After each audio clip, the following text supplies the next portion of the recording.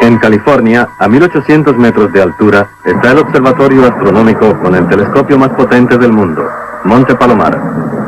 Su gigante espejo parabólico multiplica por 1000 la luz de las más lejanas estrellas.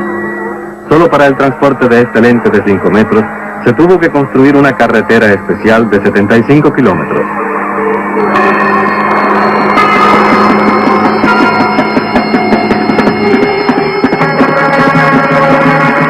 El telescopio de Monte Palomar puede escrutar el espacio a distancias de 4.000 millones de años luz.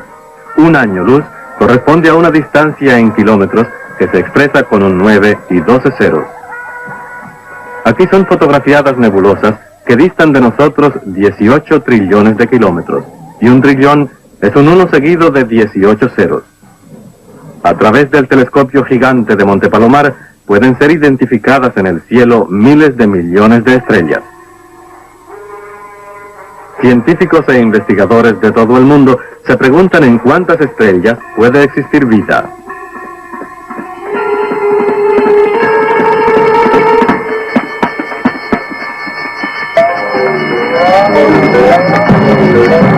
Hoy se sabe que solo en nuestra Vía Láctea hay hasta 50 millones de estrellas en las que la vida es posible, y esta en un elevado grado de desarrollo.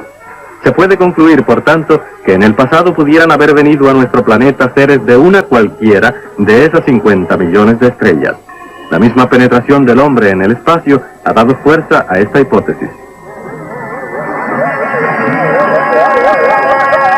Bernhard von Braun afirma: estimo muy probable que en los espacios infinitos del universo existe no solamente vida vegetal y animal, sino también seres inteligentes. Más aún, estoy seguro de ello. El profesor Hermann Oberth, padre de los viajes espaciales, nos ha dicho: yo tengo como posible que en los primeros tiempos de nuestro planeta llegaran a él seres inteligentes extraños. Y añadió: los científicos se muestran en principio reacios a tales opiniones. También cuando se inventó el ferrocarril, dijeron que al hombre no le sería posible alcanzar una velocidad superior a 30 kilómetros por hora.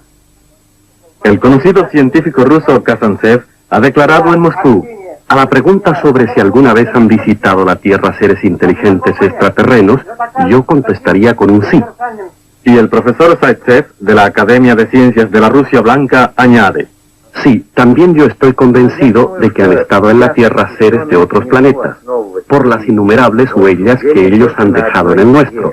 Estas huellas no supimos descifrarlas, pero ahora, al irrumpir nosotros mismos hacia otros astros, hemos madurado lo suficiente para ello. Recordemos cómo empezó todo.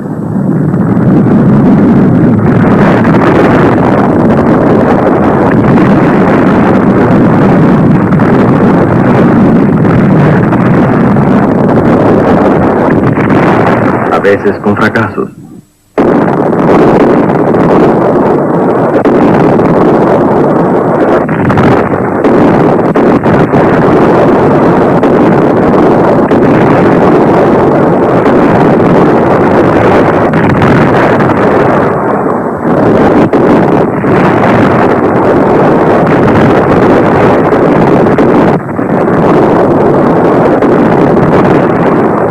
La investigación siguió imperturbable su camino. La técnica de los cohetes espaciales nos ha abierto el camino hacia las estrellas. Antes del año 2000, el hombre llegará a Marte y en el siglo próximo a Venus.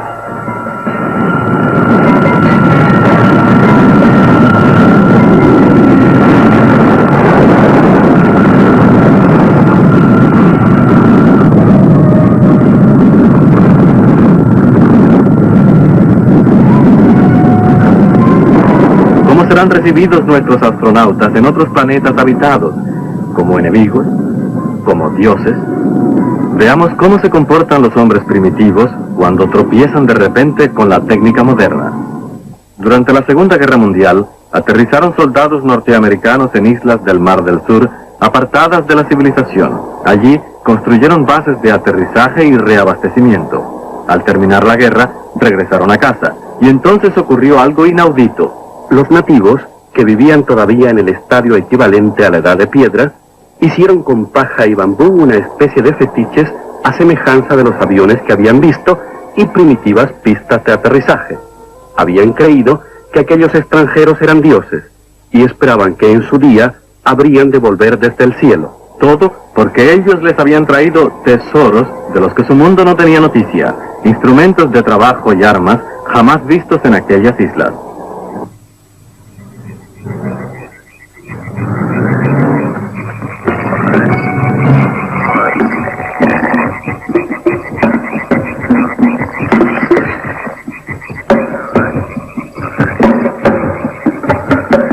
Los vehículos celestes habían aterrizado una y otra vez en medio de nubes de polvo y ruido.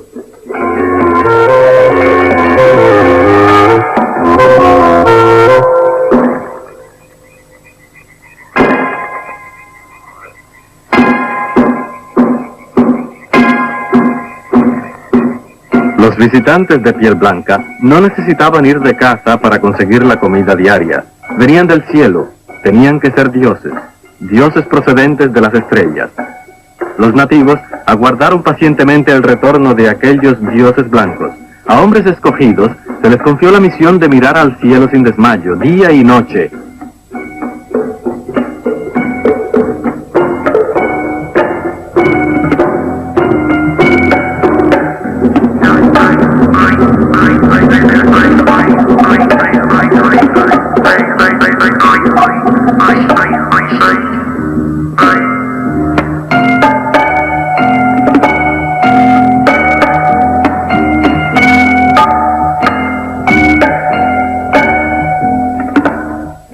Y hasta ofrecieron víctimas, y vigilaron, y esperaron.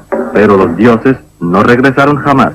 Con esto queremos demostrar el nacimiento de una especie de religión. Así han surgido muchos de los mitos, leyendas y credos. Ellos tienen a su raíz encuentros de nuestros antepasados con fuerzas extraterrenas y de superior tecnología. Así, al menos, lo afirman los profesores soviéticos Kazantsev y Zaitsev.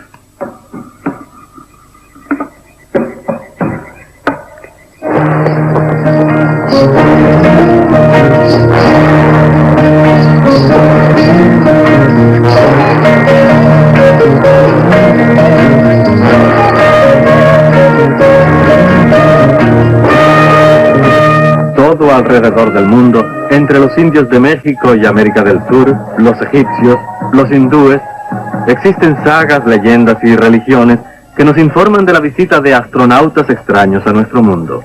Evidentemente, no se habla en ellas de astronautas, puesto que no conocían tal palabra, sino de dioses que visitaron la Tierra en vehículos celestiales. Estas noticias sobre dioses no pueden ser producto de la sola fantasía, ya que ello no explicaría que las encontremos en todos los pueblos de nuestro planeta.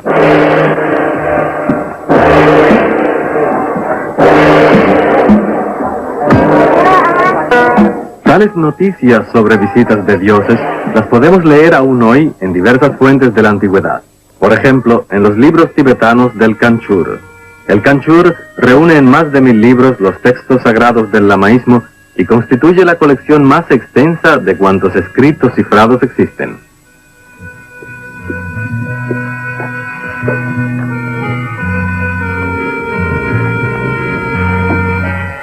Hasta hoy, solo ha sido descifrada una centésima parte de los textos del Kanchur.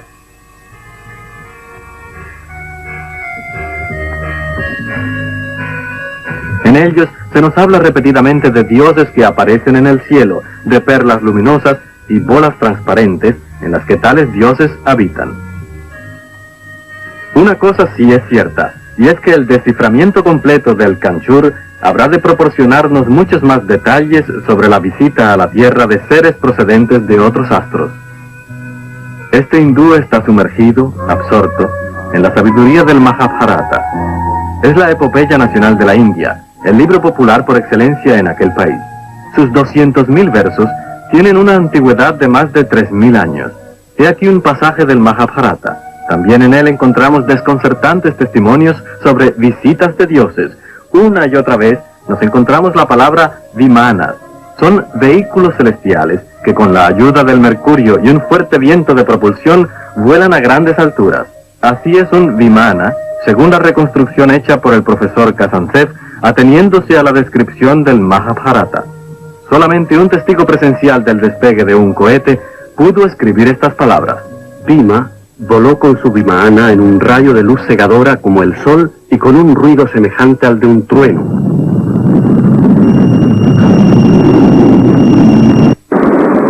Bagdad, la capital del país de los dos ríos caudalosos, es nuestra próxima estación.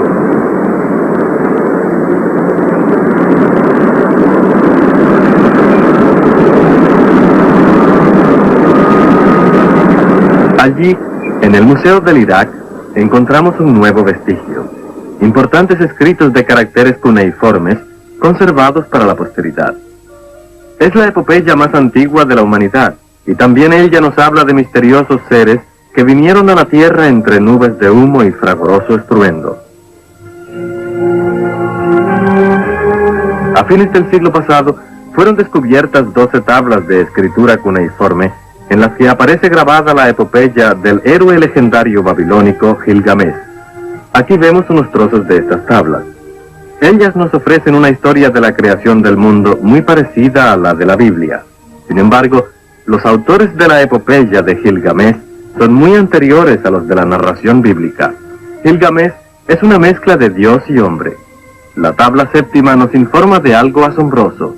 Enkidu, amigo del héroe, aquí una antiquísima representación en piedra, ofrece el primer testimonio sobre un viaje espacial. Después de narrar cómo voló en un vehículo celeste de bronce 12 horas seguidas, dice textualmente: Mira abajo, la tierra. ¿Cómo la ves? Mira también el mar. ¿Qué te parece? Y la tierra parecía una pasta de harina y el mar como un pilón de agua. Casi las mismas palabras con que los americanos describieron rumbo a la luna su impresión de nuestro planeta.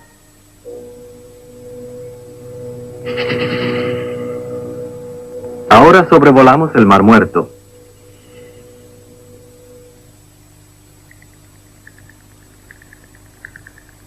El año 1947 buscaban unos pastores sus cabras perdidas entre estos farallones inaccesibles de Qumran, y en estas cuevas encontraron, por casualidad, los llamados textos de Qumran. Son pergaminos escritos hace alrededor de 2000 años. También estos textos nos dan nuevas de curiosos vehículos celestes y de hijos del cielo que bajaron a la tierra. Y siempre que los dioses vienen o se van, lo hacen dejando tras de sí una estela de fuego y humo.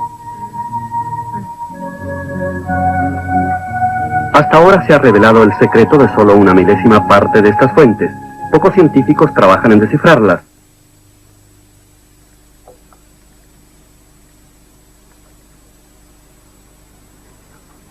Montones de escritos en pergamino, corteza de árbol o tablas de arcilla duermen bajo el polvo de los archivos. Ya es hora de que lo poco que ha sido descifrado lo tomemos literalmente y examinemos su contenido. No tenemos derecho a decir que todas estas apariciones son mero producto de la fantasía. Recordemos cómo reaccionaron los nativos de las islas del sur cuando vieron por primera vez un avión. Si hubieran podido escribir, lo hubiesen narrado como la visita de dioses remotos. Nuestra tarea es examinar todas las leyendas y mitos en su contenido medular. Hubo un hombre que ya lo hizo así hace más de 100 años. En 1864, aquí, en la costa de Asia Menor, buscaba un hombre la legendaria Troya.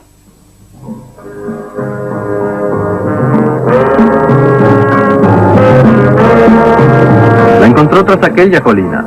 Se llamaba Heinrich Schliemann. Se había empeñado en tomar a pie juntillas los poemas de Homero, la Ilíada y la Odisea. ¡Qué tontería!, dijeron entonces los profesionales de la ciencia. Todo el mundo sabe que Homero escribió sus poemas 8 siglos antes de Cristo y que sus versos no son otra cosa que poesía, vuelos de su imaginación. Pero Heinrich Schliemann creyó firmemente que las supuestas fábulas de Homero habían de ser tomadas como documentos históricos, y por fin vio realizado el sueño de su juventud, descubrir la antigua Troya apoyándose en los textos homéricos. y su mujer pudo ostentar un día las joyas de oro que él encontrara en la cámara del tesoro del rey Príamo. Schliemann aceptó literalmente las historias de Homero y halló a Troya allí donde, según las descripciones del poeta, tenía que estar. Antes se habían reído de él. Desde entonces, Heinrich Schliemann está considerado como uno de los más grandes arqueólogos de todos los tiempos.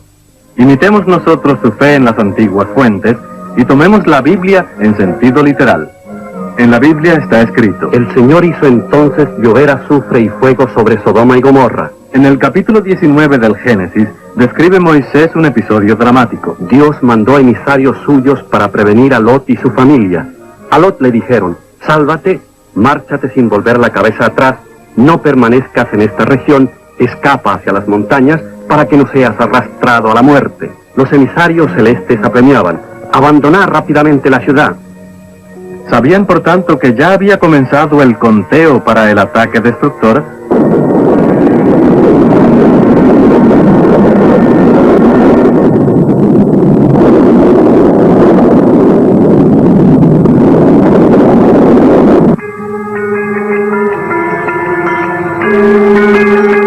Una cosa es segura, que las florecientes ciudades de Sodoma y Gomorra fueron arrasadas de solo un golpe por una gigantesca explosión que, en aquel tiempo, no podía ser de origen terreno.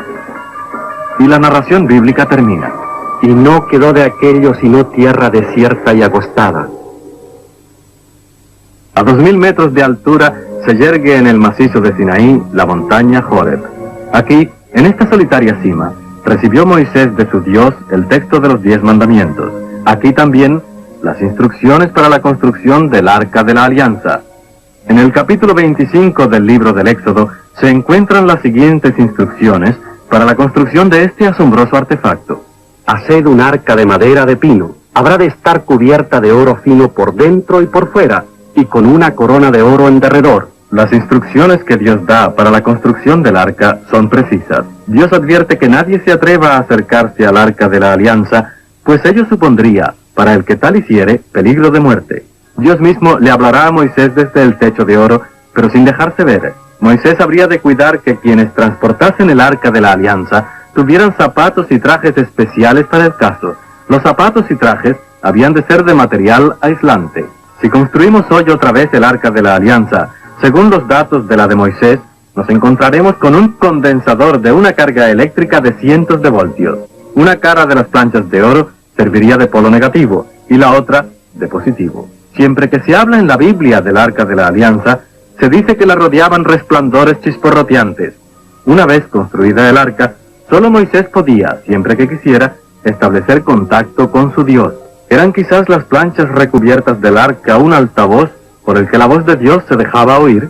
Alumnos de un colegio norteamericano en Minnesota quisieron reconstruir en 1961 el Arca de la Alianza según las instrucciones de la narración bíblica. La construcción fue interrumpida porque de ella se desprendían corrientes eléctricas capaces de causar la muerte. Si contemplamos las narraciones bíblicas desde nuestros prismas contemporáneos, advertimos casos extraordinarios. Tomemos, por ejemplo, el viaje del profeta Elías. Un hecho inexplicable, a no ser que el cronista fuera testigo de un suceso inconcebible. Un carro en llamas, tirado por caballos de fuego, viene desde las alturas y se lleva consigo a Elías. Y al regresar, Elías habrá vivido algo inexplicable y estará lleno de la más alta sabiduría. La Biblia es realmente asombrosa.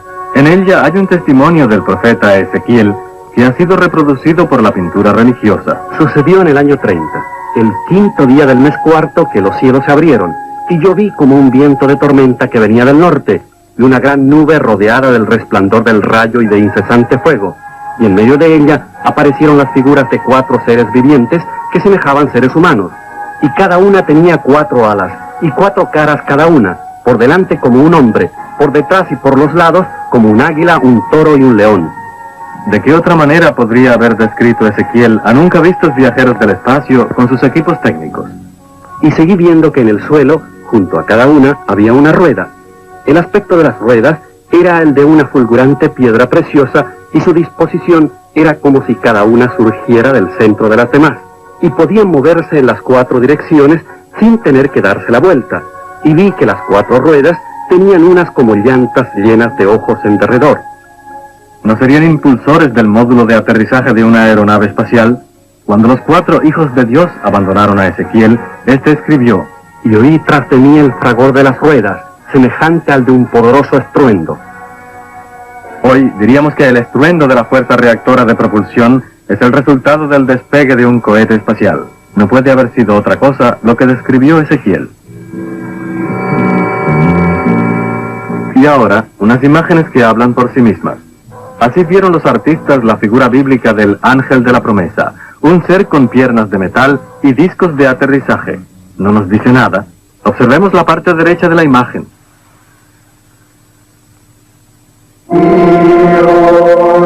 Este es el convento de Desani. Está situado en Yugoslavia, totalmente aislado del mundanal ruido.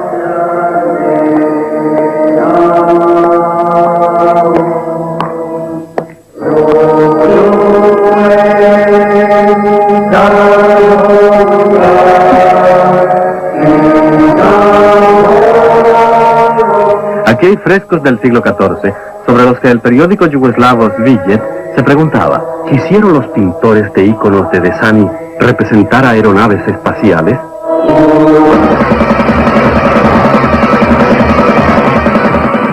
Efectivamente, parecen aeronaves.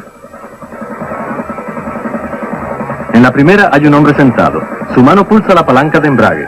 Evidentemente, está atento a una segunda nave espacial. Observemos los modernos equipos de propulsión a chorro.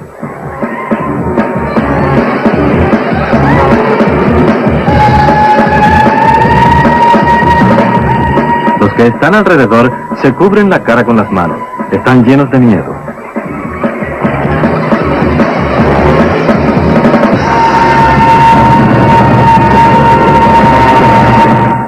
No hay una explicación convincente sobre estos cuadros, como tampoco sobre los descubrimientos en el Valle Camonica, no lejos de la italiana ciudad de Brescia. Aquí fueron descubiertas numerosas pinturas prehistóricas, entre ellas imágenes raras de antiguos dioses toscamente vestidos. En sus yelmos llevan antenas.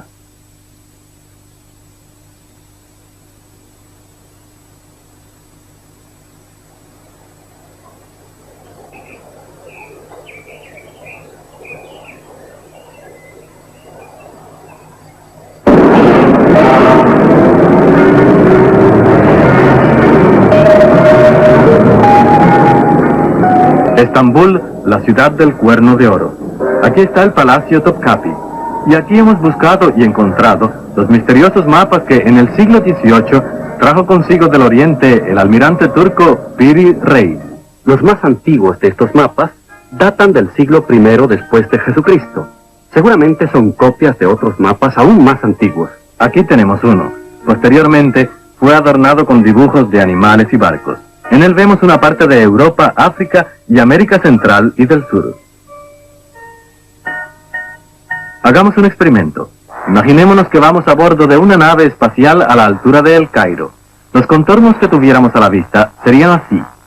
Pues bien, a esta perspectiva corresponde exactamente el mapa de Piri Reis. Otro ejemplo. En este mapa vemos espacios que aún hoy apenas han sido explorados. Las tierras antárticas. Solo desde el siglo XIX sabemos de la existencia de las tierras antárticas como continente.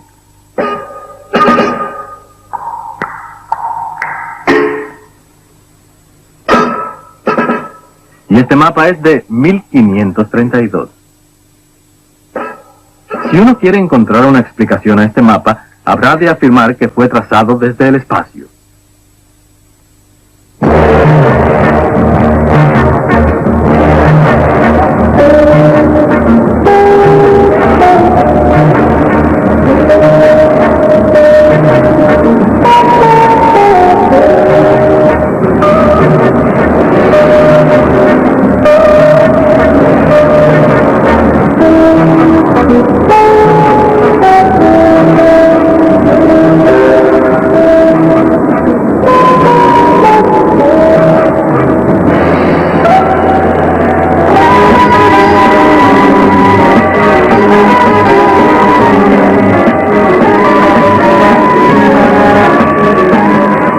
Cairo la ciudad de 3 millones de habitantes junto al Nilo.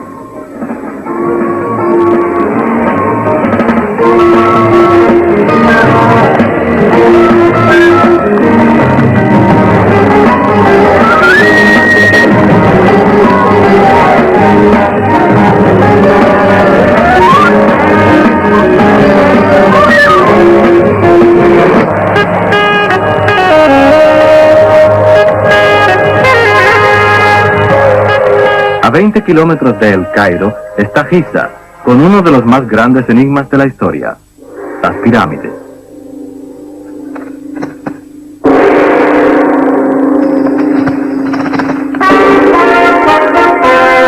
La base de la pirámide de Keops tiene una extensión de 53.000 metros cuadrados. Bastaría para albergar en ella a 530 familias. Cuando se celebró el fin de su construcción tenía 147 metros de altura, 10 más que en la actualidad.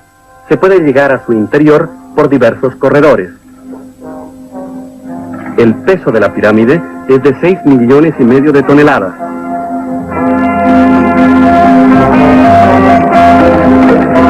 La séptima maravilla del mundo consta de 2.300.000 bloques de piedra, y cada una de estas colosales piezas pesa 2,5 toneladas.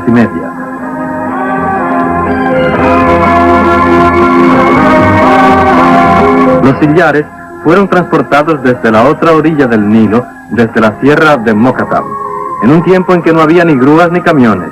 ¿Cómo? Todos diremos, lógicamente, sobre rollos de madera, pues ciertamente no. Entonces, como ahora, aquí crecían únicamente palmeras de dátiles, y estas eran de absoluta necesidad para la alimentación de los obreros de las pirámides. ¿Cómo pudieron remolcar estas piedras gigantescas hasta una altura de 147 metros? Calculemos, 20.000 trabajadores transportando y colocando 10 bloques de piedra al día, lo que supone una agotadora jornada de trabajo, hubieran requerido 664 años para construir esas pirámides. No podían, por tanto, estar destinadas al monumento funerario de un único faraón. Si se multiplica por 1.000 millones la altura de la pirámide de Keops, nos da exactamente la distancia en kilómetros de la Tierra al Sol. ¡Qué casualidad!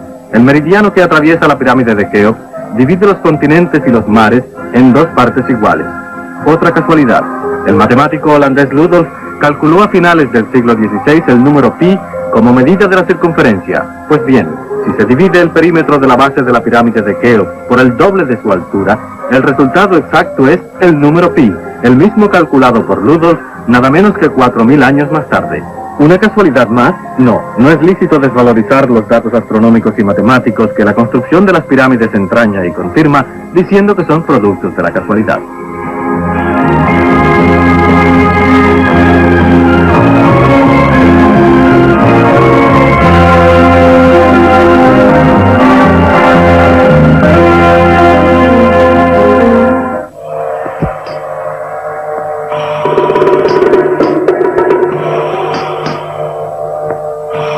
Esta es la pirámide de Kefren, sucesor de Keops. Cuando en 1967 los científicos emplearon la más moderna técnica radioscópica para detectar posibles fisuras o cavidades internas, el resultado fue negativo. Los equipos más avanzados no sirvieron en esta pirámide. Un viejo proverbio egipcio dice: el mundo tiene miedo del tiempo, pero el tiempo lo tiene de las pirámides.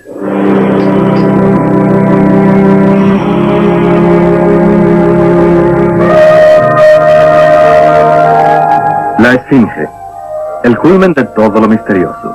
Tiene 73 metros de largo y 20 de altura. Su antigüedad se desconoce.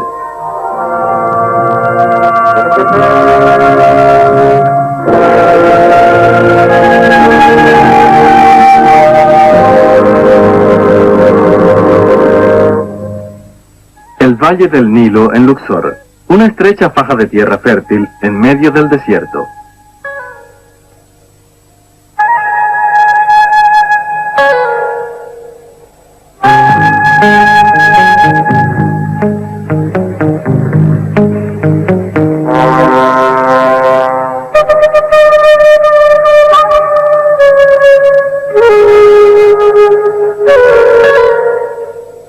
Ante nosotros se extiende el Valle de los Reyes. Aquí fueron enterrados los faraones. Tras esas entradas en forma de gruta, empinadas escaleras y angulosos pasadizos conducen a los sepulcros. A 100 metros de profundidad se halla la tumba del rey Seto II. La cámara mortuoria, junto con los relieves y las 4 columnas cuadradas, están excavadas en la roca gigante. Aquí, al igual que en las otras tumbas, encontramos admirables pinturas. Todas fueron ejecutadas en la obligada noche de estas profundidades.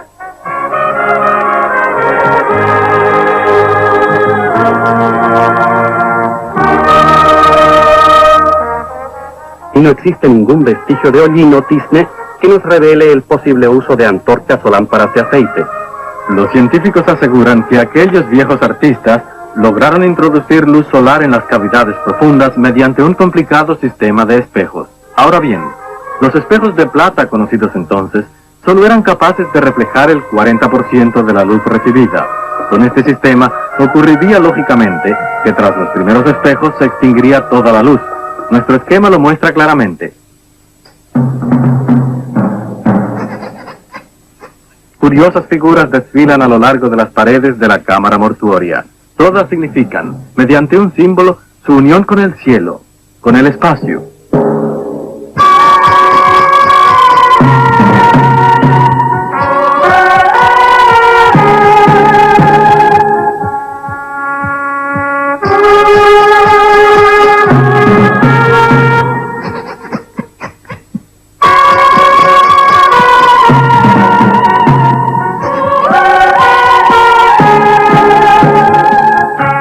La tumba de Tutankamen es la más pequeña, pero la más famosa de todas las tumbas de los reyes egipcios.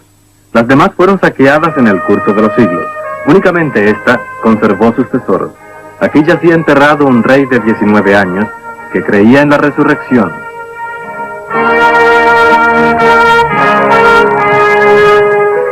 Esta momia fue preparada hace 3000 años en la esperanza de que un día su cuerpo volviese a la vida. Todas las momias eran conservadas en lugares seguros.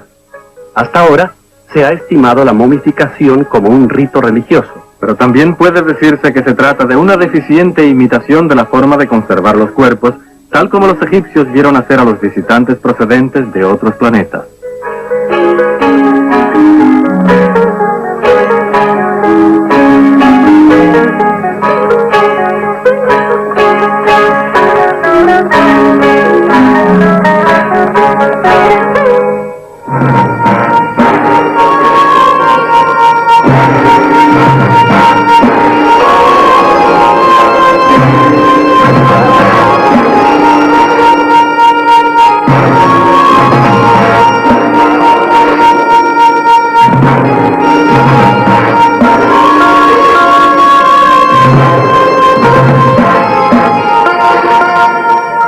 El Rameseo, 3000 años de antigüedad.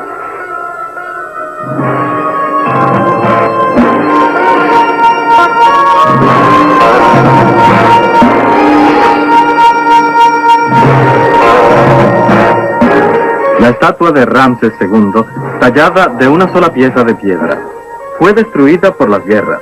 Su peso, 1200 toneladas. Traída desde las montañas del Mokattam, a 600 kilómetros de distancia. Nadie sabe cómo.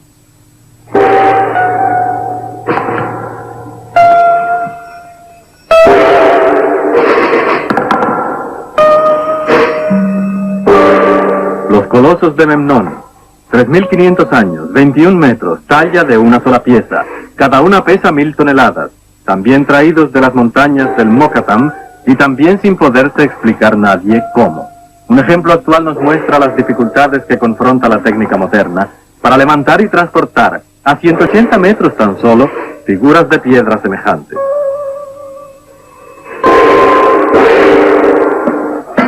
Abu Simbel, el templo monumental a orillas del Nilo, ha de ser trasladado a otra parte por causa de la presa de Asuán. 3100 años después de la edificación de este templo, para llevar a cabo esta ingente tarea, se unen naciones de todos los continentes. Utilizan las más avanzadas máquinas, grúas reforzadas con prensas hidráulicas. Con todo, hay que desmantelar el monumento en 300.000 piezas.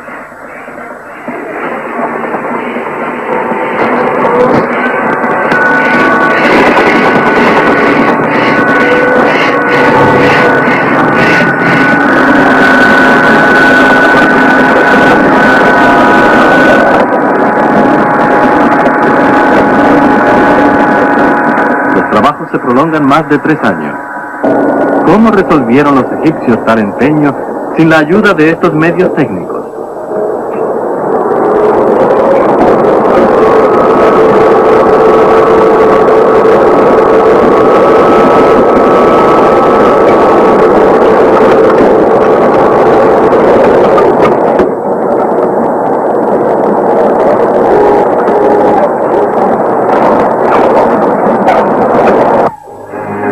El obelisco de Luxor, 3.500 años, 26 metros de altura, una sola pieza de granito rosa, traída a Asuán desde 300 kilómetros de distancia. El obelisco de Karnak, con una altura de 30 metros, es la pilastra más alta de todas las levantadas en Egipto. Su peso, 400 toneladas.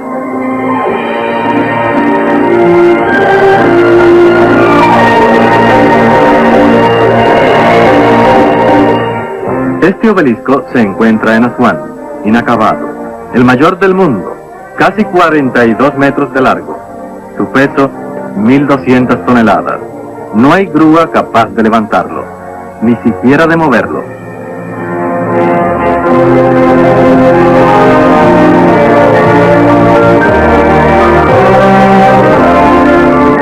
Esta es la famosa Piedra del Sur, la mayor piedra tallada por el hombre. Pesa 2.000 toneladas. Estaba destinada para Baalbek, en el Líbano, a 2 horas en auto de Beirut.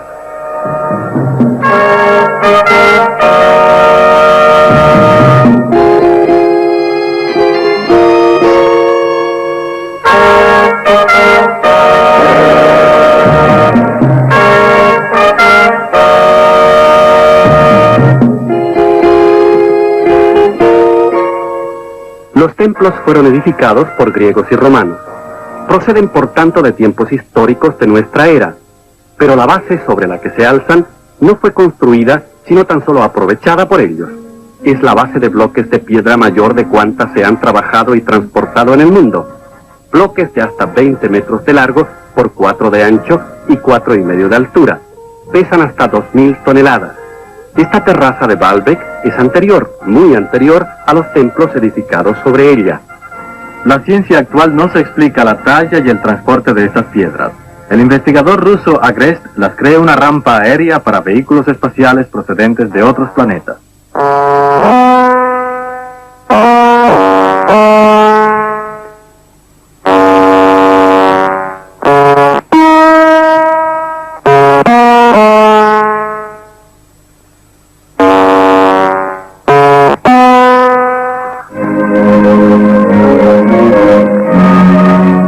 Nuestro vuelo continúa hacia el oeste.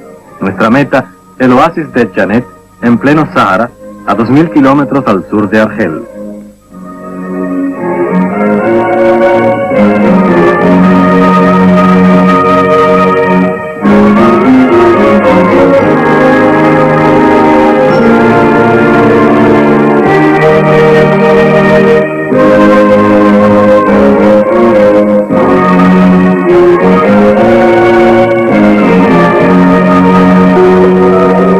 Janet es el punto de partida hacia la meseta de Tassili.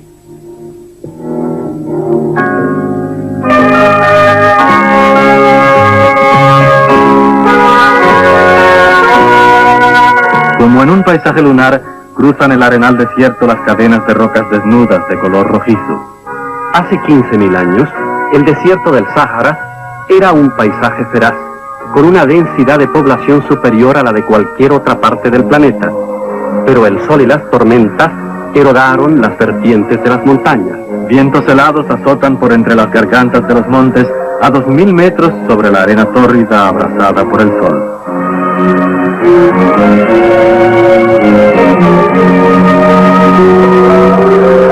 En Tassili se han descubierto miles de pinturas prehistóricas en rocas y cavernas. Los dibujos más antiguos son de hace 8 o 10.000 años. Los artistas pertenecían, pues, al último estadio de la Edad de Piedra. Eran cazadores y labradores. Los motivos de sus pinturas son siempre los mismos: animales, cazadores. ¿Y qué es esa figura con la cabeza abultada? ¿Qué son esos otros con yelmos redondos? No tienen ojos, ni boca, ni nariz, únicamente 2 rendijas para ver y unas pequeñas aberturas redondas.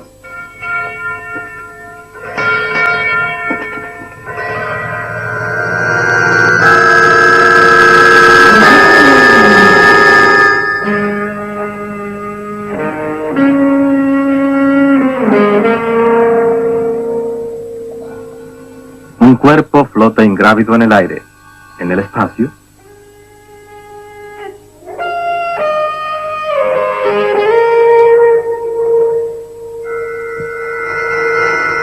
Los pintores prehistóricos pintaron siempre los animales, los hombres y cuanto les rodeaba con extraordinaria minuciosidad. Únicamente estos seres de cabeza redonda y los gigantes están dibujados tosca y vagamente. ¿Por qué? Seguramente porque los artistas no podían percibir a estos seres ni con suficiente claridad ni por largo tiempo. Hemos caminado diariamente de 5 a 7 horas. Hemos dormido tendidos sobre la arena bajo las rutilantes estrellas del Sahara. 6 días seguidos. Nos sentimos embriagados por este mundo inconcebible. ¿Es esto el esbozo de una estación espacial?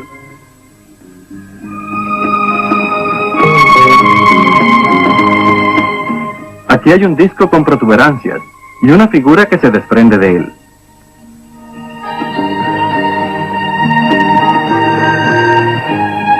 Y aquí están otra vez los seres flotantes, ingrávidos, fantasmagóricos. Las cabezas aparecen borrosas, el vestido como luminoso.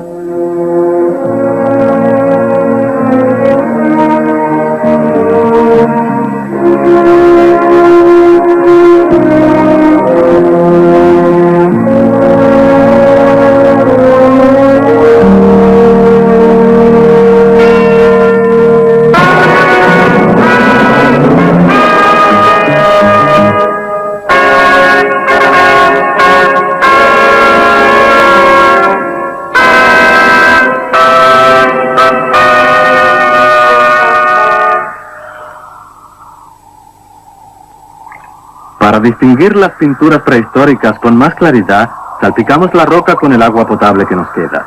Enseguida aparecen las figuras con los extraños yelmos y los trajes cerrados con bisagras en las articulaciones.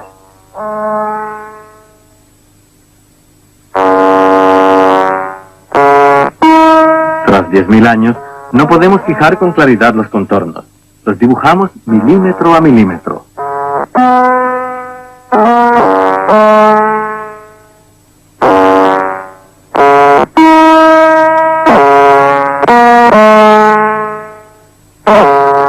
Bajo un saliente de piedra en una bóveda rocosa, encontró el arqueólogo francés Henri Lot el dibujo de un gigante de 6 metros de altura. Lo llamó el Gran Dios Marte.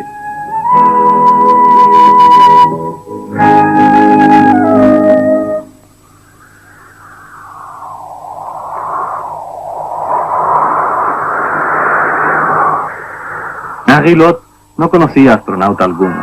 Nosotros estamos en condiciones de comparar.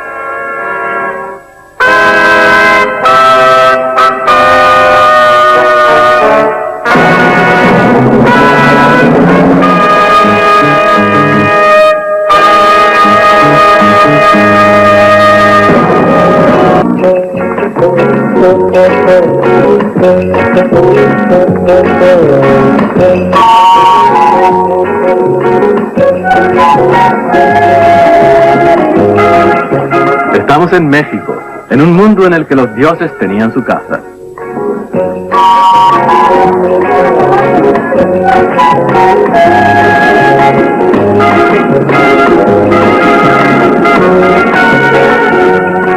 Nuestra primera meta, el Museo Nacional.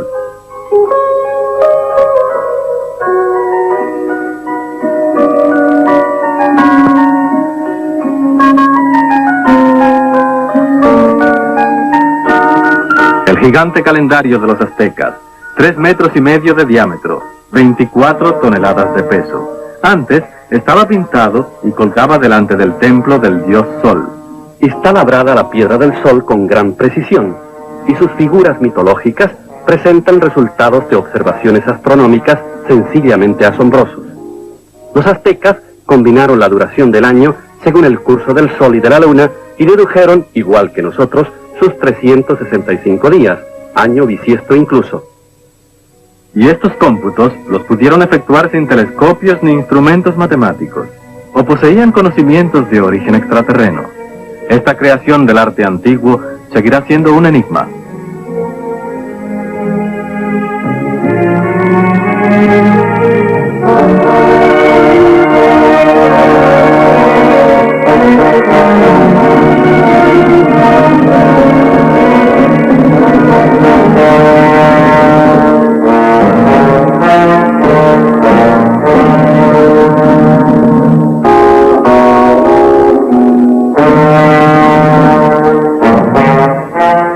A no ser que la miremos con ojos verdaderamente modernos.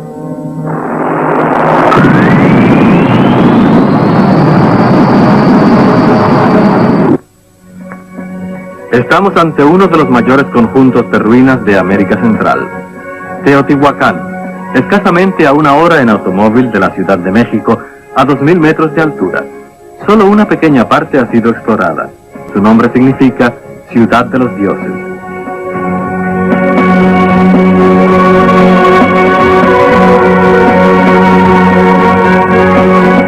Sobre Teotihuacán se yergue dominante la pirámide del Sol.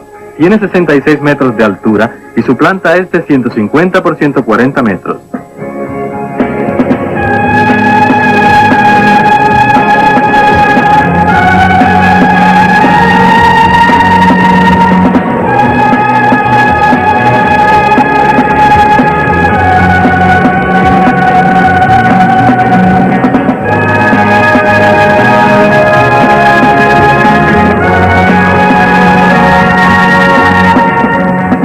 Es una montaña de 2,5 millones de toneladas.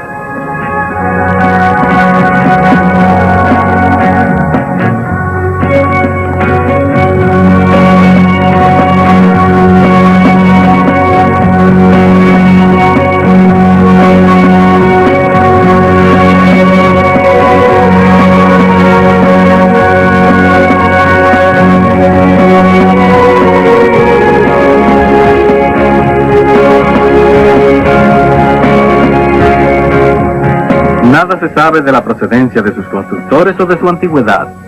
En la extensa región de Teotihuacán está situado también el templo del dios Quetzalcóatl, la serpiente de plumas. Cuenta la tradición que un hombre de piel blanca y barba vino una vez de las estrellas. Él enseñó a los humanos el derecho y las artes, así como la manera de cultivar el maíz y de teñir el algodón.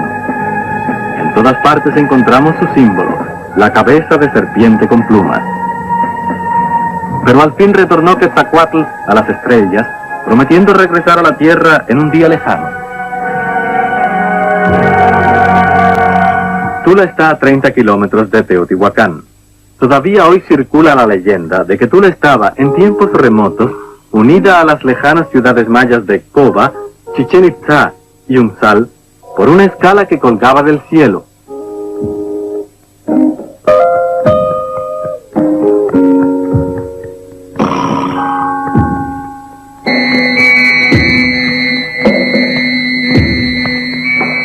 Estas esculturas monumentales miran al paisaje como centinelas silenciosos que guardaran un hondo secreto. Todas están vestidas lo mismo, todas llevan curiosos y extraños yelmos. Se dice que serían guerreros, pero todas llevan una especie de armadura técnica que les protege el pecho y en sus manos portan sendos instrumentos absolutamente desconocidos hasta hoy. Se les podría tomar por un arma extraterrena de la que aún no tenemos idea.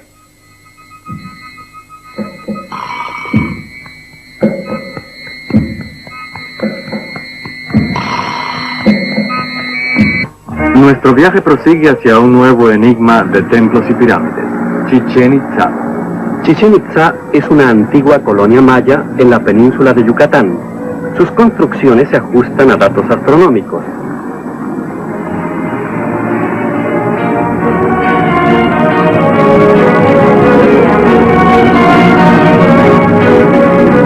Sobre 3 terrazas se levanta el Observatorio Maya.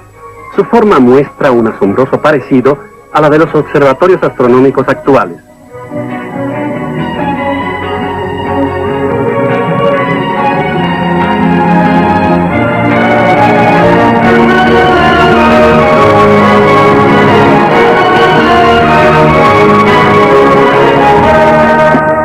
Observemos atentamente estas figuras de dioses. Una de ellas parece hallarse en algo semejante a una cápsula y manejando un volante. En su yelmo vemos una vez más una especie de antenas.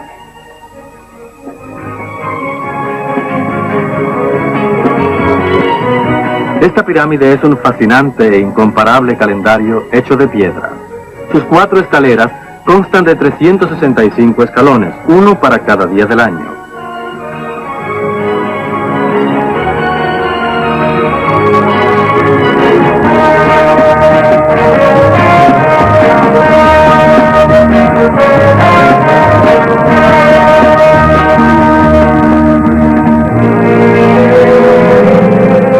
Aquí volvemos a encontrar un dios alado, Kukulcán. También él vino de las estrellas y allá regresó. Su lugar lo ocupó un dios sanguinario, Chacmol. Sostiene en sus manos un recipiente en donde se depositaban corazones humanos como ofrenda. Los misterios de la antigüedad maya son innumerables, pero el más asombroso es este. El pueblo maya abandonó de repente, 600 años después de Jesucristo, las ciudades con tan duro esfuerzo edificadas, trasladándose a las regiones salvajes del norte y levantando allí nuevas ciudades. No hay vestigio alguno de guerra, peste o cambio repentino de clima. Tal fenómeno pudo ser causado únicamente por mandato superior.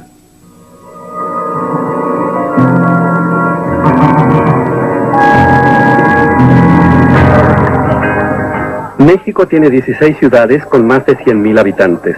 Mérida es una de ellas. Aquí habitan los descendientes de los mayas, con un idioma propio derivado del maya clásico. Son los habitantes más pacíficos de América.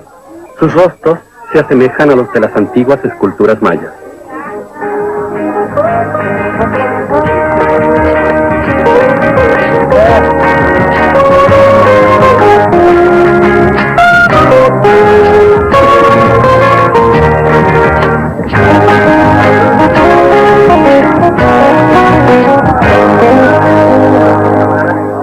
Desde Mérida volamos hasta La Venta, por encima de pantanos interminables. Aquí yacen docenas de cabezas de piedra, en medio de una región pantanosa. Cada una pesa unas 200 toneladas. No hay cantera alguna en un radio de 130 kilómetros. La pregunta ha de ser nuevamente, ¿cómo fueron transportadas estas enormes piedras?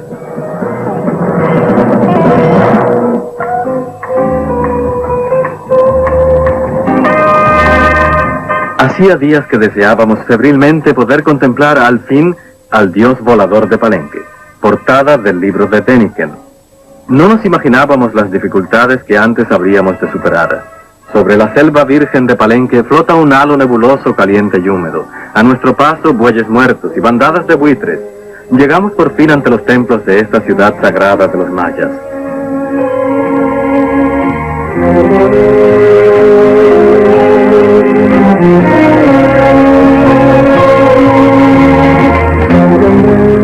Hasta 8 veces se nos niega el permiso de filmación. Al fin podemos entrar, sin autorización para permanecer allí más de media hora, en la cámara mortuoria, siempre cerrada a cal y canto.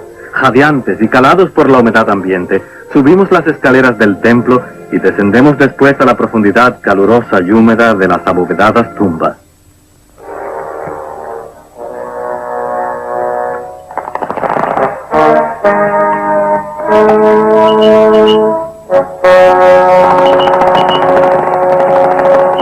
Y aquí está él, por primera vez filmado, el dios volador de Palenque. Lo que esta cámara capta es tan desconcertante que querríamos detenernos en cada detalle para contemplarlo.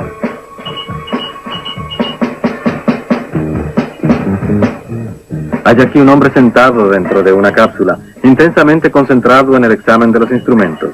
Sus manos se sirven de ellos. El pie izquierdo pulsa un pedal. Y al final de la cápsula se advierten inequívocamente los reactores de propulsión que despiden ráfagas de fuego. Es exactamente la postura de un astronauta, tal como lo hemos visto todos. Y también su traje resulta tan funcional como el de uno de nuestros astronautas de hoy. Un pantalón de ancho cinturón, una chaqueta cuyas mangas se ciñen herméticamente a las muñecas. El asiento está bien acolchado, tal como se necesita para grandes velocidades y aceleraciones. Un hombre frente a los equipos de control, vestido como un astronauta, dispositivos que lanzan fuego. Los mayas dicen que la figura de piedra representa al dios Kukulcán, que vino de las estrellas y allá regresó otra vez. Isla de Pascua, isla de mil enigmas, pequeñísima, perdida en el Océano Pacífico a 4.000 kilómetros de la costa de Chile. París es 7 veces mayor. Tras 10 horas de vuelo sobre el desierto de agua del Pacífico, surge ante nosotros, entre niebla y velos de lluvia, la isla de Pascua.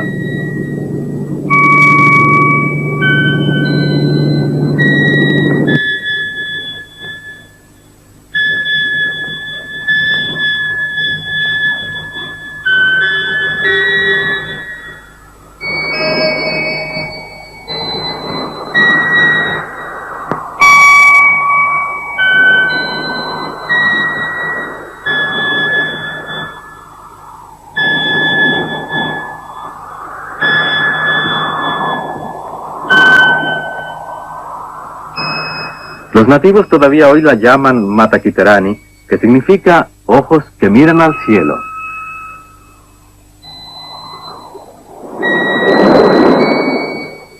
Y esta especie de esbozo de isla se llama Isla de los Pájaros Humanos.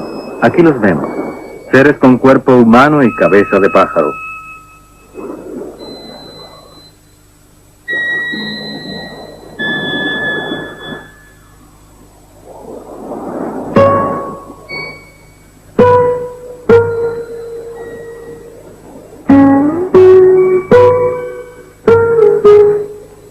Pero, ¿son en verdad cabezas de pájaro o solo las vieron así los nativos? También podrían ser una especie de yelmos con un dispositivo de respiración.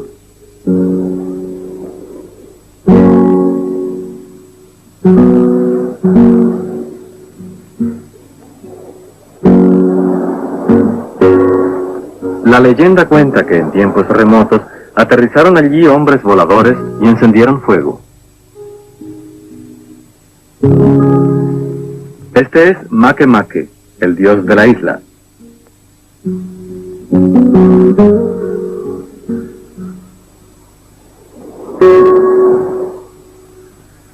En ella viven actualmente unas 2.000 personas. Por sus limitados recursos naturales, nunca pudo haber tenido más de 4.000 habitantes. En ello concuerdan todos los expertos. Y si nunca tuvo más de 4.000 habitantes, entonces no hay forma humana de aclarar el misterio de la isla de Pascua. De la población actual, un 70% son mujeres, niños y ancianos. Una parte del 30% restante ha de ocuparse en procurar el sustento necesario. ¿Quién construyó entonces las 600 o más figuras de piedra que se levantan por toda la isla? Además, la piedra de estas estatuas es tan dura que las hachas de pedernal que las golpeasen apenas podrían mellarlas aún tras largas horas de trabajo. Muchos de los colosos de piedra miden más de 20 metros de altura y pesan hasta 400 toneladas. Los más de ellos están hundidos en el suelo parcialmente. Al excavar en derredor es cuando se puede apreciar su verdadera magnitud.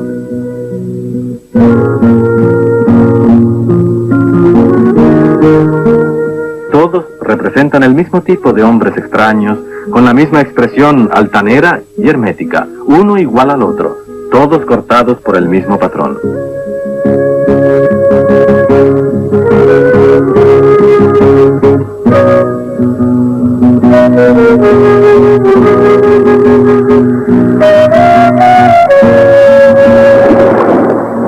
Únicamente esta estatua arrodillada de cabeza redonda que Thor Heyerdahl excavó se sale de la norma. Aquí junto al volcán Rano Raraku se tallaban los colosos de piedra. Después eran transportados hasta 20 kilómetros de distancia. No había esclavos ni árboles para el transporte sobre rollos de madera.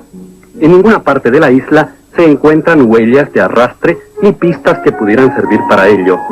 Según la leyenda, los colosos de piedra se trasladaron movidos por el mana, que poseía una misteriosa fuerza, y les era aplicado por únicamente 2 sacerdotes.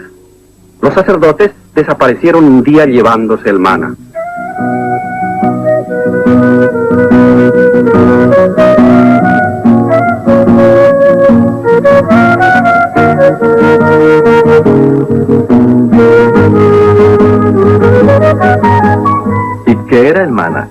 disponían seres de otras estrellas de fuerzas electromagnéticas o de cualquier otro medio que les permitía suprimir la gravedad en un momento dado.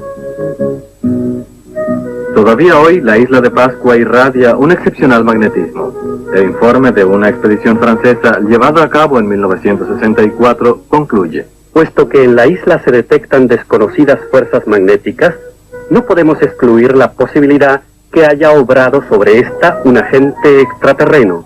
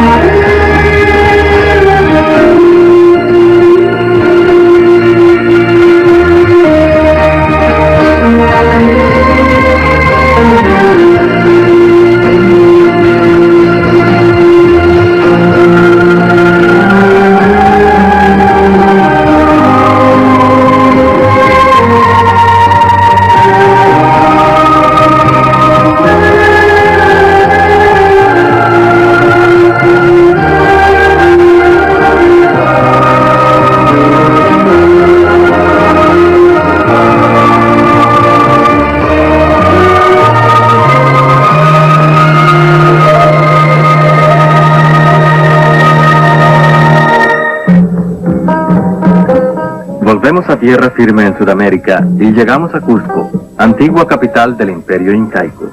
Cusco está situada en los Andes peruanos a 3.600 metros de altura y, según la leyenda, fue fundada por los mensajeros del dios del sol.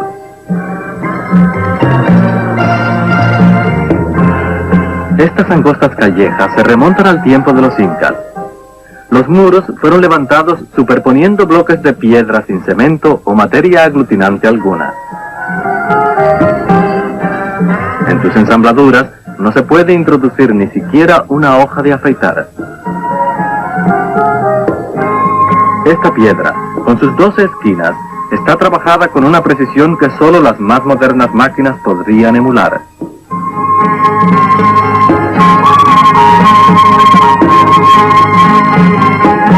Y ahora, una comprobación pasmosa. Este muro, dispuesto y conjuntado a la manera de los incas, está en otro sitio, a 6.000 kilómetros de distancia hacia el oeste, en medio del Pacífico, precisamente en la isla de Pascua. Tuvieron los aserradores de piedra de la isla de Pascua los mismos maestros que los incas.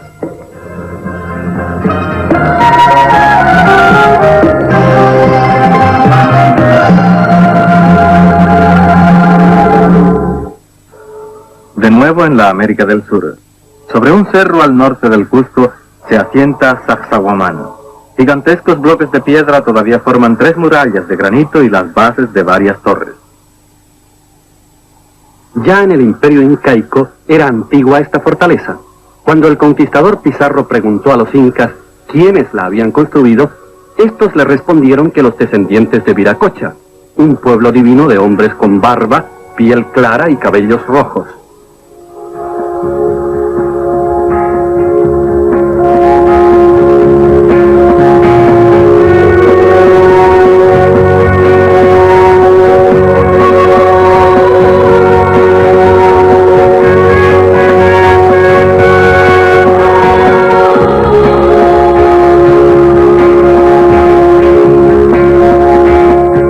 Algunas piedras pesan, según los expertos, hasta 500 toneladas.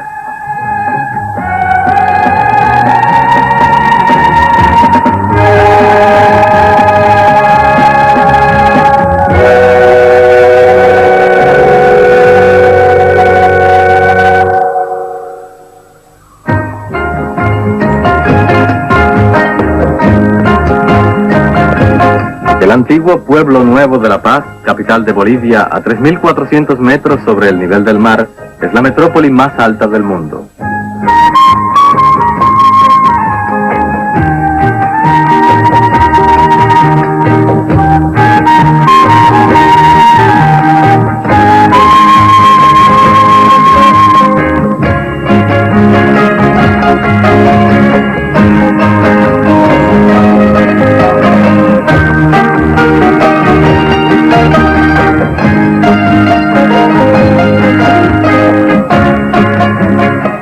ubicado en la ribera del lago Titicaca. Este lago, a 4.000 metros sobre el nivel del mar, es el más alto del planeta.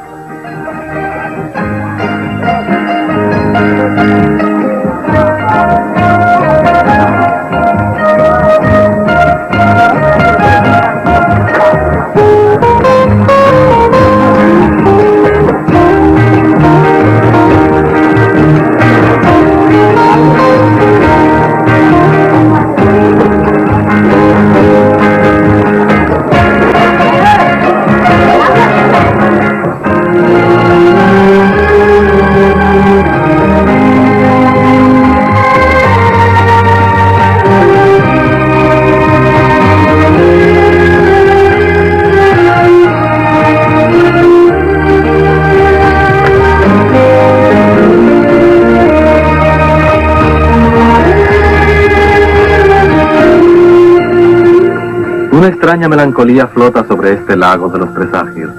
Culturas milenarias han dejado aquí su impronta. Según la leyenda, aquí bajó a la tierra la primera madre Orjana en una nave de oro. Ella trajo a los hombres el arte y la sabiduría de todas las cosas y se marchó después a su palacio entre las estrellas. Atrás queda Tiahuanaco, el santuario más antiguo del mundo.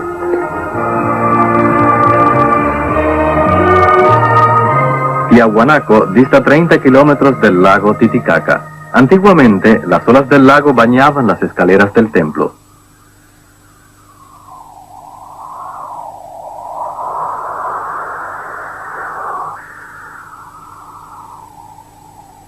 Así era.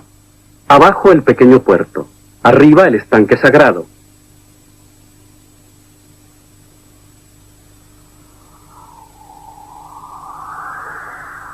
Pero hace ya mucho tiempo que las aguas retrocedieron, dejándolos secos y rodeados de las imponentes ruinas de las edificaciones. En efecto, las aguas del Titicaca retroceden 3 milímetros por año, y si Tiahuanaco está hoy a 30 kilómetros de la ribera del lago, ¿cuánto tiempo ha transcurrido desde que las ondas del Titicaca alcanzaban las escaleras del templo? No cabe tanto tiempo en las categorías de la historia.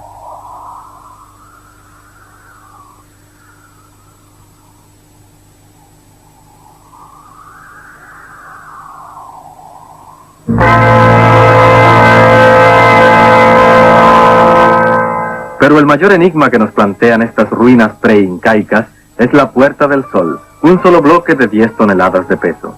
48 figuras cuadradas rodean en 3 filas a un misterioso personaje, a un ser de procedencia extraterrena.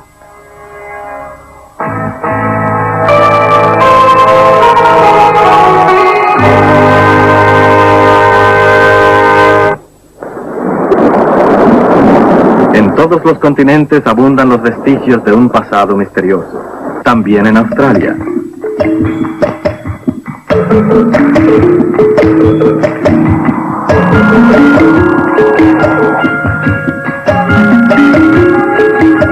Entre los peñascos del noroeste australiano, descubrimos pinturas rupestres de la época más primitiva, dibujos que seguramente encierran el mensaje primigenio de la historia de la humanidad. Este dibujo representa a Bongina, la diosa de la Vía Láctea. También Bongina vino del cielo a visitar a los hijos de la tierra.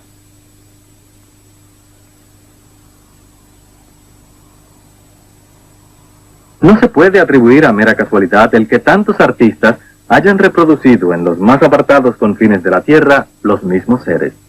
Más lógico es pensar que todos siguieron los mismos modelos. En Australia, en América, en África, en Europa,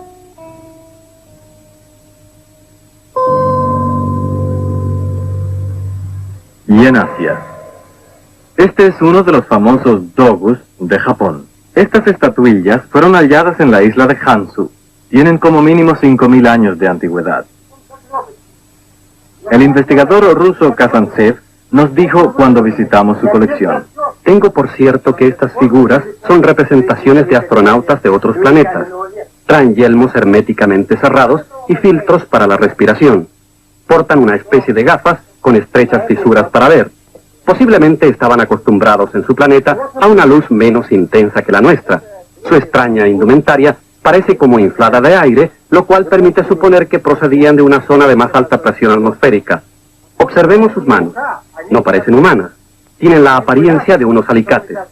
Quien defienda que estos hombres son meramente ídolos, debe preguntarse, ¿y cómo fue posible fabricar hace 5.000 años ídolos provistos de tales instrumentos técnicos? El profesor Kazantsev también subraya el parecido que se da entre los togus y la pintura rupestre del gran dios Marte, a pesar de que los sitios de ambas obras distan entre sí la mitad de la Tierra.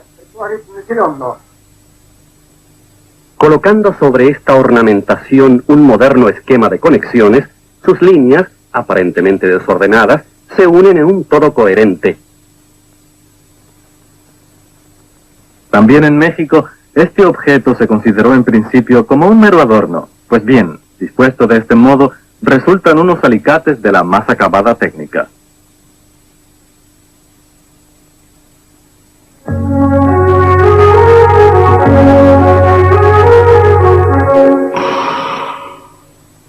Este pequeño recipiente del Museo Iraquí de Bagdad es una de las piezas de arcilla más antiguas. Data de hace más de 2000 años.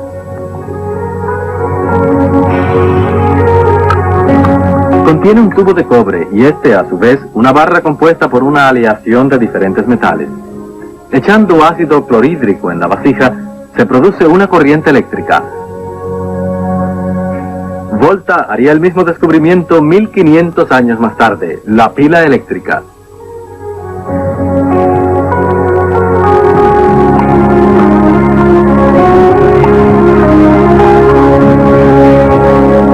Otra maravilla técnica de la misma época y cultura la encontramos en el Museo Británico. Una lente biselada cuya producción hoy requiere los más avanzados métodos de alta precisión. No conocemos la lente biselada sino a partir del siglo XVI. Sin embargo, esta lente data de hace 2000 años. Fue hallada en una excavación en Asia Menor. En Moscú, junto al monumento a los astronautas, el profesor Vyacheslav Zaitsev, de la Academia de Ciencias de la Rusia Blanca, hizo alusión a dos realidades que, según la concepción actual de la historia, resultan inexplicables. Primera, el cráneo de un bisonte. Este animal vivió hace 40.000 años en la tundra siberiana. Fue muerto de un tiro. Lo prueba este agujero. Los expertos han afirmado sin reservas que este agujero solo pudo causarlo un proyectil de alta fuerza explosiva, y que tal proyectil alcanzó al bisonte en vida. Un tiro hace 40.000 años. La segunda realidad a que alude el profesor Zaitsev es pasmosa. Investigadores soviéticos encontraron en Fargana, Uzbekistán, cerca de la frontera con China, una pintura rupestre que después copiaron. Hay que mirarla 2, 3 veces para poder dar crédito a los ojos y entender que se remonta a la prehistoria. Una figura con un yelmo de astronauta. El yelmo está acoplado al traje espacial. Acarrea inexplicables avíos e instrumentos técnicos de conducción, de respiración.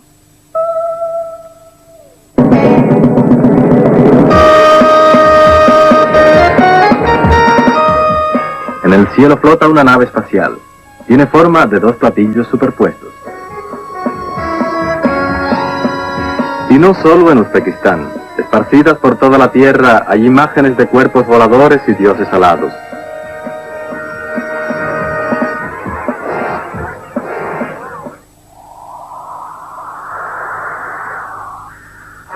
Por toda la Tierra se yerguen gigantes de piedra.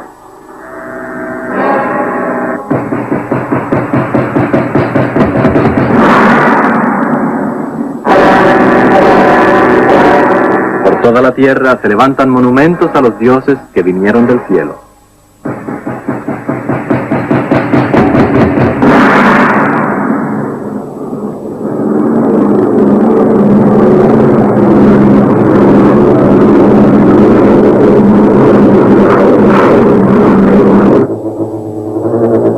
Este dibujo prehistórico de un cuerpo volador fue hallado en el Japón y data de hace 7000 años. A esta pequeña y dorada reproducción de otro cuerpo volador descubierta en Colombia se le atribuyen más de 1000 años. Sus cualidades de vuelo fueron medidas en un túnel aerodinámico. Corresponden a las de un avión moderno. Habrá pruebas todavía más fehacientes de la visita a nuestro planeta de seres extraterrenos. Efectivamente, las hay.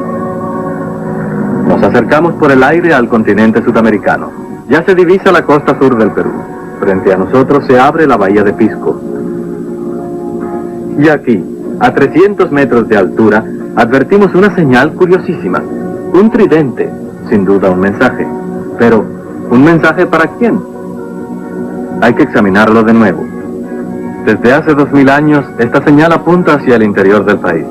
Nosotros la seguimos.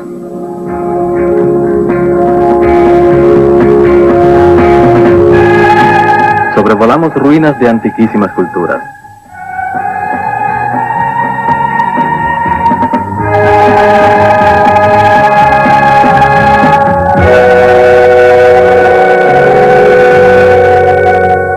Y allí está, ante nosotros, la misteriosa llanura de Nazca.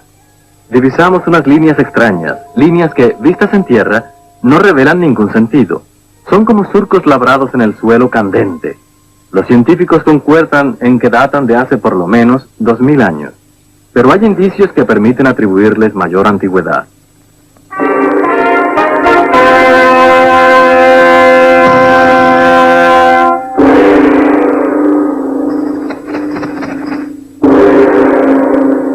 ¿Será verdad que no tienen sentido estas líneas? Desde el avión, a gran altura, advertimos de pronto que se trata de señales gigantes. Distinguimos una araña.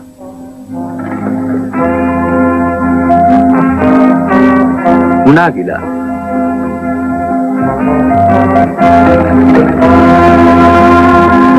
Un pavo real. Un colibrí. Ninguna de estas figuras se pueden apreciar desde abajo. No hay en derredor ninguna montaña desde la cual se pueda contemplar la llanura. En consecuencia, las señales tienen que estar destinadas a alguien que venga por el aire. Ahí están, bajo nosotros, rectas, como trazadas sobre un tablero de dibujo. Gigantescas líneas geométricas. Unas son paralelas, otras se intercruzan.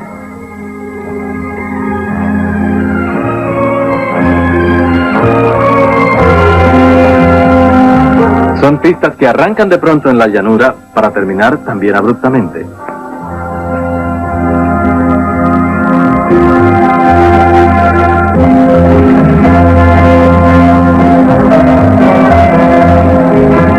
Ya no es posible la duda. Son pistas de aterrizaje.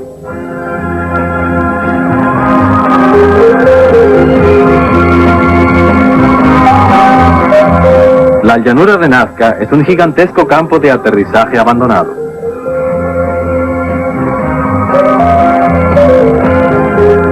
No pueden haber sido signos astronómicos. En este caso, ¿a quién estaban destinados si únicamente se distinguen desde lo alto? Se ha insistido en que eran carreteras, pero carreteras que terminan de pronto, que no conducen a ninguna parte. No, es absurdo. No son estas figuras la respuesta.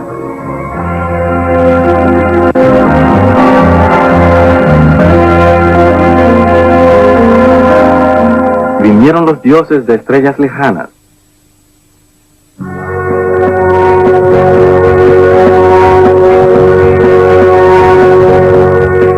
Fueron los dioses astronautas.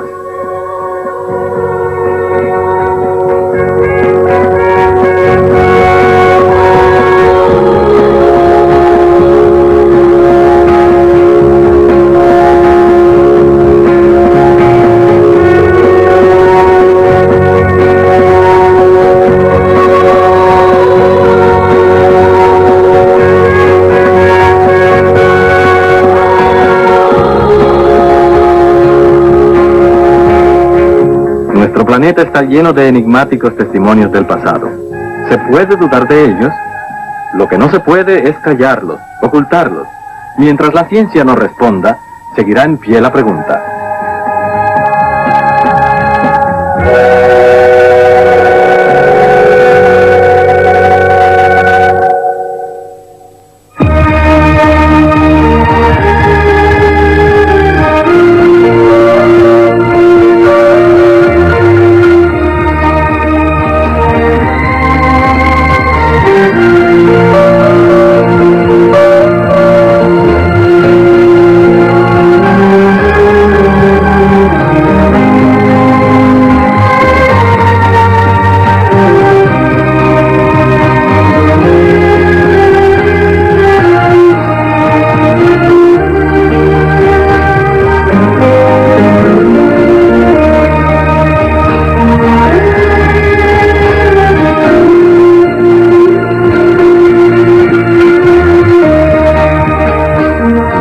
gentes del espacio a visitar nuestro planeta?